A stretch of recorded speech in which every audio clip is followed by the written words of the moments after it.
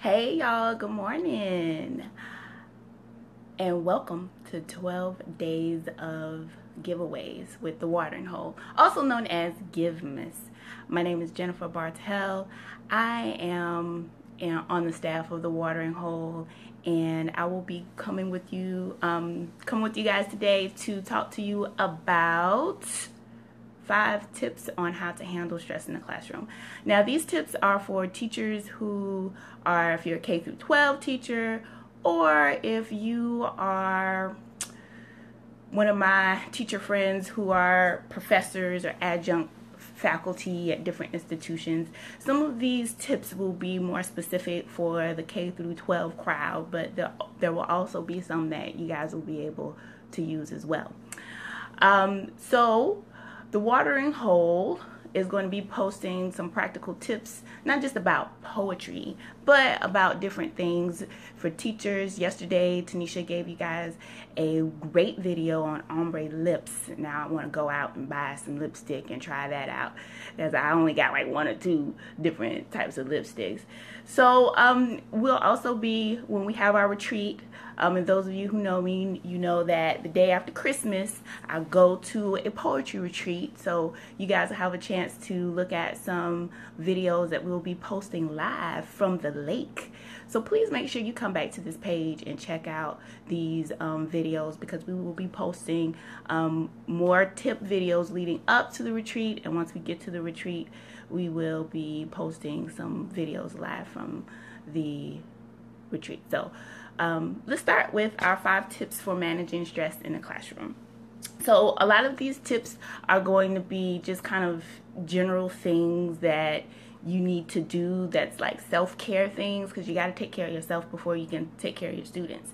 And so the first thing that I have is to make time for you. Have something that you do that's outside of school, that's not related to anything you do that's associated with school, that you can go to. For me, for the most part, it's poetry and being with my family. And so just make sure with whatever your thing is, it can be a hobby, if you want to take up knitting, crocheting, whatever, have something that's for you and that focuses on you and only you, so that you can have some type of clear space or some type of mental sanity, so that when you come into the classroom, you're not all stressed because you spent the whole weekend working on school stuff, or you spent the time after you go home working on school things. So that's tip number 1. Tip number 2, which kind of goes into the tip number 1, is don't make a habit of taking your work home.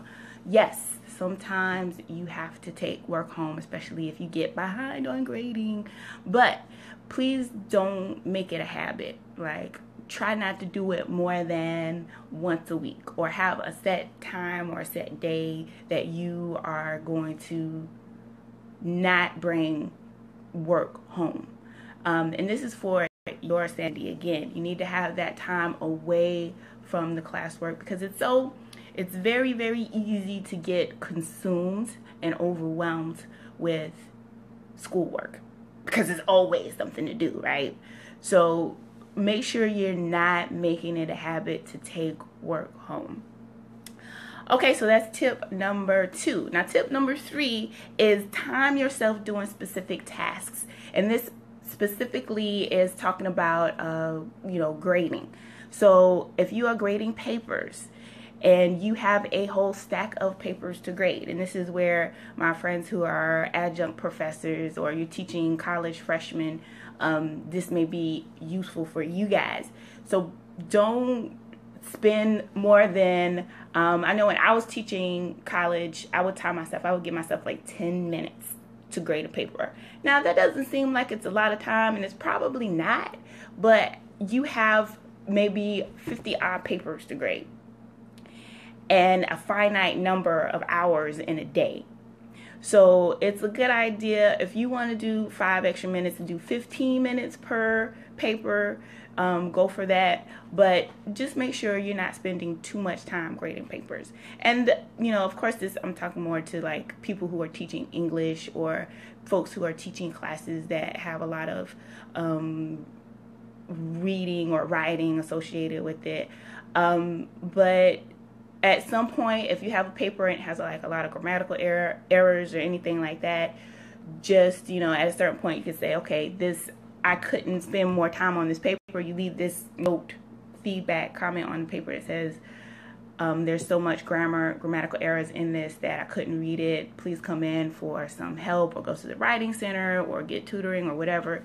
But make sure you have a specific time that you are spending on certain things. Or if you have a stack of papers and you want to say, okay, I'm going to spend 30 minutes grading and then I'm going to go do something else, maybe plan a lesson or something like that. But have some specific time that you put on, okay, this is how much time I'm going to grade papers.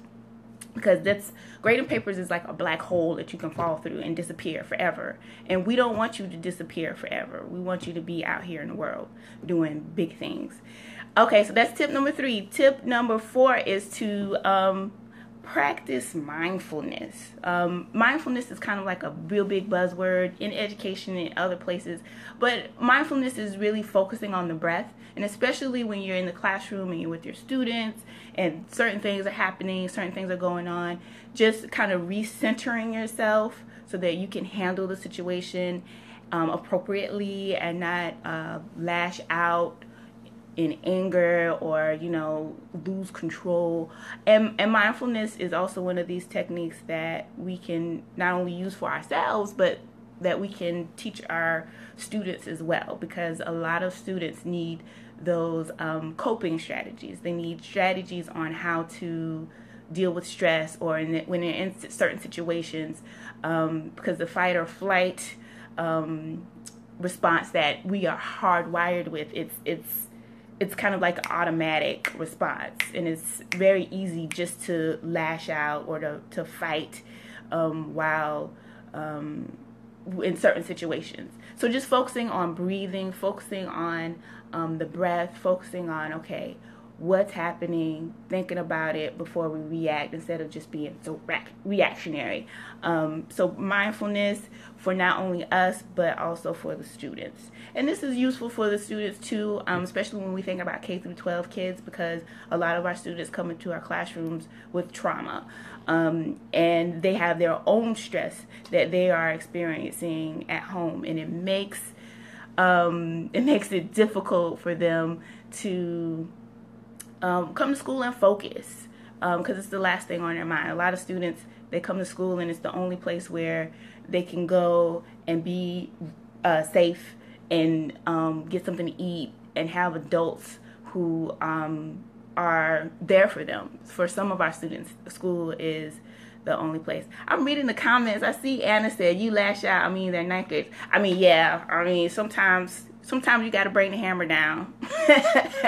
Sometimes you got to bring the hammer down on those kids.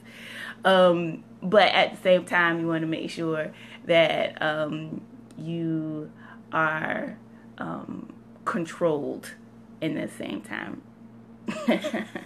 Okay, so that was tip number 4. Last tip number 5 is plan your work your plan, and be flexible. Now, that kind of seems contradictory, to plan your work and be flexible. But with everything that teachers have these days, you got lesson planning, you got grading, you got homework, you got observations, you got meetings, you got professional development, you got all kinds of things coming at you all at once. And it's very, very easy to get frustrated. It's very easy to be like, what am I doing here? Why am I doing this job? I think all teachers have those moments where it's just like, what are we really doing? So just have a plan for what you're doing, and at the same time be prepared, because things will come up and you're gonna have to adjust your schedule. You may have had a plan to grade these many papers, and then so-and-so is like, oh, can you come and cover my class? Or you might need to cover a class for someone, or you may need to go to an IEP meeting. It's just so much that happens during the course of the day. So be flexible, you know, stay on your toes, be ready for things, but at the same time, have a plan for what you're doing. Have a plan for your classroom. Beginning of the semester, every day, have a plan for how you're going to manage your classroom, and be flexible, because things will happen. They will happen. Okay, so just be flexible. All right. Okay, so bonus tip, and this is a bonus tip, and this goes with being flexible and planning your work. Make to-do lists. 5 to-do things. Have 5 things that you want to do over the course of the day. And if you get 3 of those things done, you did a good job. If you get 1 of them done, really, you did what you have to do. But make to-do lists. I know for me, the beginning of the week, I make a to-do list for like, okay, what do I need as far as planning lessons? Or what do I need as far as, do I need to create a handout or whatever? And then I have a list of all the stuff I need to grade. And so I try to tackle it as much as I can. And my goal, what I do is I try not to be more than a week behind on grading. So 7 days is kind of my goal. And that's for like smaller assignments. For like, if I'm grading essays or something like that, it's usually 2 weeks, depending on what the assignment is. It may take longer than that, you know, because life happens. But so those are my 5 tips plus a bonus tip on how to manage stress in the classroom. And now I know I probably missed some things. There's probably some tips that you have that are good that you want to share. Please make sure you leave them in the comments below. I'll also be, once I post this video, I'll update the post with information on where you can buy certain t-shirts. We have a I Do Baldwin and I Am Lord t-shirts on our shop, on our page that you can shop. Also, if you want to, if this was very informative to you, you want to donate some funds to the Watering Hole because we're coming up on our retreat, you can do that as well. I'll leave the link below. It will be below. It's not there now, but it's gonna be there when this is done. Okay, so please make sure you click on those links and check out that page. Like our page, share this video if you liked it. If you have some teacher friends that really need some of this, tag them in the comments, share it with them, ask them what tips they would add to it. We focus primarily on handling stress in the classroom for teachers. We talked a little bit about students, but do you have some advice for how students can manage stress in the classroom? So I'd be interested in seeing what people would have to say about that. Hold on, there's something else I need to say. Another announcement. For this time period, we're going to discount the SLAM entry fee, and that's on the Watering Hole page.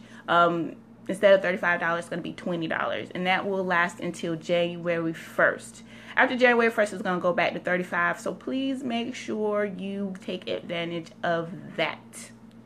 So that's pretty much all I have for you guys today. Hope you have a great day. I got to go and teach the youth of America. But tomorrow, Candace will be back with a video on bios, how you can do your biography. So y'all have a good day. Remember to breathe. Remember your purpose. Remember why you're in the classroom in the first place.